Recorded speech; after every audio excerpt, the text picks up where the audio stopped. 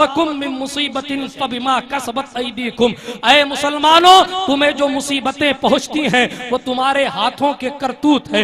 वयाफू अन कसीर, रब बहुत सी मुसीबतों के बदलों को माफ फरमा देता है, लेकिन तुम्हें जो कुछ मुसीबतें पहुंचती हैं वो तुम्हारे हाथों की करतूत है। इन्नल्लाह ला यज़लिमुन नास शैआ, अल्लाह लोगों पर जुल्म नहीं करता, वलाकिन्न नास अनफुसहुम यज़लिमून, लेकिन लोग अपनी जानों पर जुल्म किया करते हैं। अगर कोई थप्पड़ खाता है तो पलटकर अपनी परहेजगारी को देखे, अगर कोई किसी गली में मार खाता है तो पलटकर अपनी तकवाशारी को देखे, अगर कोई कहीं बेइज्जत होता है तो पलटकर अपनी तारीख का मुताला करे, अगर कोई कहीं जलील होता है तो पलटकर ये पूछे कि कल वो लोग जो 313 जाते थे, हजारों को मिट्टी में रगड़ कर आते थे, कल वो लोग जो 72 अकेले खड़े होते थे तो 22,000 के लश्करे जर्रार से यही आवाज आती थी कि अली असगर की मुट्ठियां कभी बंद होती थी कभी खुलती थी। शायर कहता है खुलती थी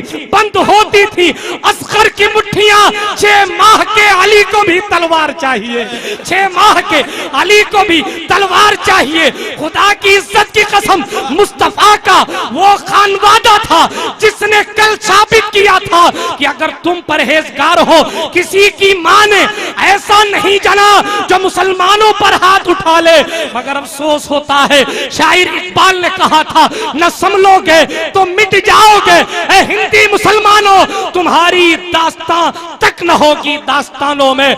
आज हमारी दास्तां पलट कर रख दी गई। दिल्ली के लाल किला के वारिस हम हैं, हमने ताजमहल बना कर दिया, हमने दुनिया को कुतुब मीनार बना कर दिया, मगर आज झोपड़पट्टी में रहने वाला मुसलमान नमाजों को छोड़कर कहता है मौला हमें शाहजहां क्यों नहीं बनाता।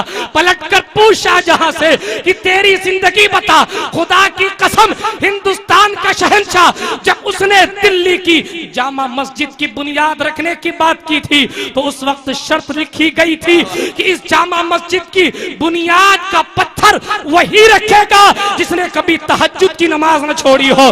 कायनात का अल्लामतुत्तहर भी मौजूद था, वक्त के बड़े से बड़े मुफ्ती भी मौजूद थे, न जाने कौन कौन से फतवाबाज मौजूद थे, मगर मुस्तफा पाक अलैहिस्सलाम ने जिसे वकार दिया था, जिसे हिंद की सुल्तानी दी थी, शाहजहां रोता हुआ आगे आया और कहा देखो संगे बुनियाद मैं रखूंगा। लोगों ने कहा हिंदुस्तान के शहंशाह, यहाँ शर्त इस्लाम की लगी है, यहाँ कानून मुस्तफा पाक अलैहिस्सलातु व तस्लीम के पेश नजर शर्त रखी गई है, यहाँ हाकिम नहीं, यहाँ हुकूमत ही नहीं चलेगी, यहाँ परहेजगारी चलेगी। तो हिंदुस्तान के उस अजीम शान शहंशाह ने रोते हुए कहा था लोगों इस गुनहगार की कभी तहज्जुद की नमाज कज़ा नहीं हुई है।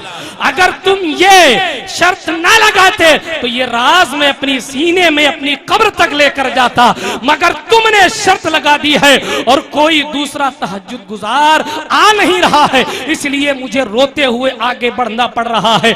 आज एक गुटके की गिनती चलाने वाला वो कहता हजरत मेरे पास फजर पढ़ने का वक्त नहीं है, रात को मैं अगर झूठ ना बोलूं तो मेरा बिजनेस नहीं चलता है, मैं अगर झूठ ना बोलूं तो लोग मुझसे जुड़ते नहीं हैं। इंतहाई झूठी बात है। हाँ झूठ बोलो, झूठ बोल बोल कर क्या हासिल किया?